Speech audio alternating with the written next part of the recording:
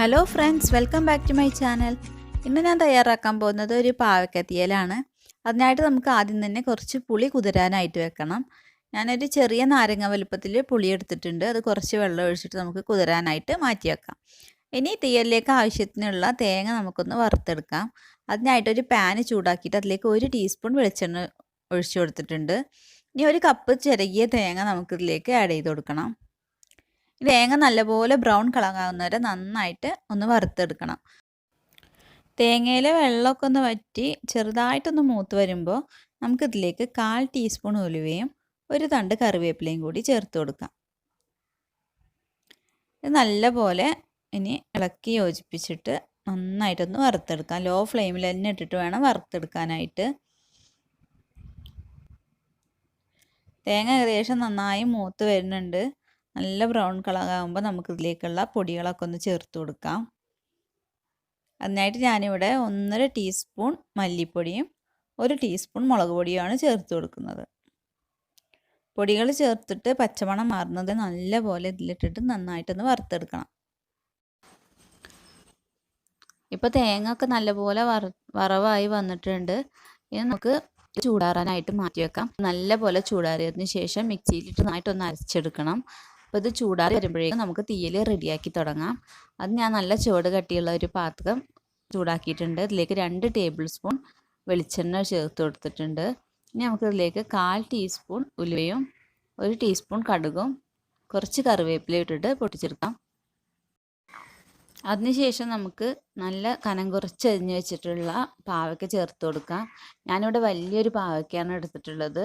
അത് ഈ രീതിയിൽ നല്ല കനം കുറച്ച് അരിഞ്ഞെടുത്തിട്ടുള്ളതാണ്. ഇതുപോലെ കനം കുറച്ച് തന്നെ പാവയ്ക്ക അരിഞ്ഞെടുക്കാനായിട്ട് ശ്രദ്ധിക്കുക.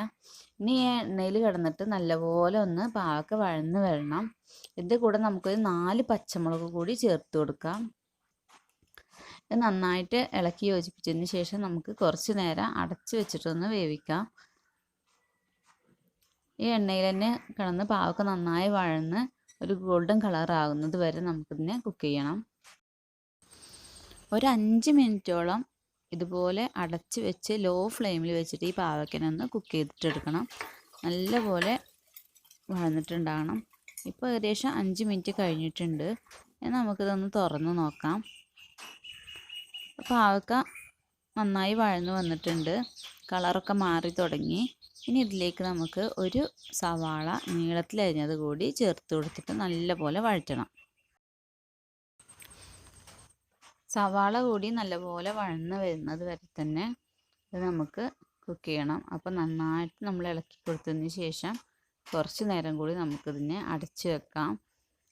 അടച്ച് വെച്ചിട്ട് കുക്ക് ചെയ്യുമ്പോൾ പെട്ടെന്ന് ഇതിനെ സവാള വഴന്ന് കിട്ടും. സവാളയുടെ കളറൊക്കെ നല്ലപോലെ മാറുന്നത് വരെ നമുക്കിത് ഒന്ന് വേവിച്ചിട്ടെടുക്കാം. ഇനി പാവയ്ക്കും സവാളയൊക്കെ ഒന്ന് വഴന്ന് വരട്ടെ. ആ സമയം കൊണ്ട് നമുക്ക് വറുത്ത് വെച്ചിട്ടുള്ള തേങ്ങ ഒന്ന് അരച്ചെടുക്കാം. ഇപ്പോൾ വറുത്ത് വെച്ചിട്ടുള്ള തേങ്ങ ചൂടൊക്കെ ആറിയിട്ട് തണുത്തിരിക്കുന്നുണ്ട്. ഇനി ഇതൊരു മിക്സിയുടെ ജാറിലിട്ട് ആവശ്യത്തിന് വെള്ളവും കൂടി ചേർത്തിട്ട് നല്ല പോലെ ഒന്ന് അരച്ചെടുത്തിട്ട് വരാം. ഇപ്പോൾ സവാളയൊക്കെ നല്ലപോലെ വഴന്ന് വന്നിട്ടുണ്ട്. ഇതിലേക്ക് 1/4 ടീസ്പൂൺ മഞ്ഞൾപ്പൊടി ചേർത്ത് നല്ലപോലെ വഴറ്റി കൊടുക്കാം. ഇനി ഇതിലേക്ക് നമുക്ക് പുളി ചേർത്ത് കൊടുക്കണം. നമ്മൾ നേരത്തെ കുതിരാനായിട്ട് വെച്ചിട്ടുണ്ടായിരുന്ന പുളി നല്ലപോലെ പിഴിഞ്ഞിട്ട് ഇതിലേക്ക് ഒഴിക്കാം. പുളിവെള്ളം ചേർത്തിട്ട് ഹൈ ഫ്ലെയിമിൽ വെച്ച് നല്ലപോലെ അതൊന്ന് തിളപ്പിച്ചെടുക്കണം. ഒരു 2-3 മിനിറ്റ് അടച്ച് വെച്ചിട്ട് നന്നായിട്ട് തിളപ്പിച്ച് പുളിവെള്ളം കുറുകുന്നത് വരെ ഒന്ന് വേവിച്ചിട്ടെടുക്കാം. പുളിവെള്ളത്തിൽ കിടന്നിട്ട് നല്ലപോലെ തിളക്കുമ്പോൾ പാവയ്ക്കയുടെ കയ്പ്പൊന്നും ഒട്ടും അറിയില്ല. പിന്നെ പാവയ്ക്കൊക്കെ നല്ല സോഫ്റ്റ് ആയിട്ട് വരും. ഈ സമയത്ത് ഞാൻ ഇതിലേക്ക് ഉപ്പ് ചേർത്ത് കൊടുത്തിട്ടുണ്ട്. അത് ഞാൻ വീഡിയോയിൽ വിട്ടുപോയി. അപ്പോൾ ഈ സമയത്ത് തന്നെ നമുക്ക് കറിക്ക് ആവശ്യത്തിനുള്ള ഉപ്പ് കൂടി ചേർത്ത് കൊടുക്കാം. അതിനുശേഷം നമുക്ക് അരച്ച് വെച്ചിട്ടുള്ള തേങ്ങയുടെ മിക്സ് ഇതിലേക്ക് ചേർത്ത് കൊടുക്കാം.